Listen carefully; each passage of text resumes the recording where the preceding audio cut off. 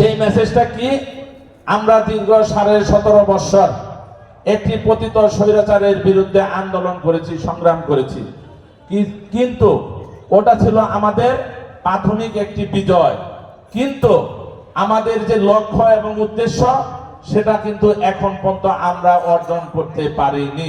আমরা দীর্ঘ 17.5 বছর আমাদের প্রিয় নেতা বিএনপির সম্মানিত ভারপ্রাপ্ত চেয়ারম্যান জনাব তারেক রহমানের নেতৃত্বে যে আন্দোলন করেছি, সেই সংগ্রাম করেছি, সেই আন্দোলন সংগ্রামের মূল লক্ষ্য এবং উদ্দেশ্য কি ছিল?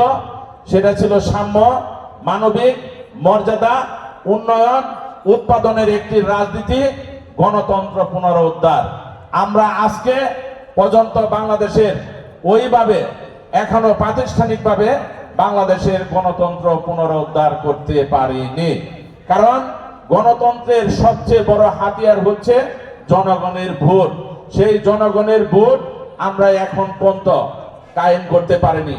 আমরা যে পর্যন্ত আমাদের নেতা বিএনপির সম্মানিত ভারপ্রাপ্ত চেয়ারম্যান জনাব তারেক রহমানের নেতৃত্বে জনগণের ভোটের অধিকার প্রতিষ্ঠিত করতে না পারবো, সে পর্যন্ত আমরা ধামরাই থানায় বিভিন্ন পথে প্রান্তে বাংলাদেশের প্রত্যেকটি গ্রামে গঞ্জে প্রত্যেকটা ইউনিয়নে আমরা নেতাকর্মীদের সাথে নিয়ে জনগণকে উদ্বুদ্ধ করে আমরা একটি জাতীয় সংসদ নির্বাচনের ভোটের অধিকার প্রতিষ্ঠিত করব।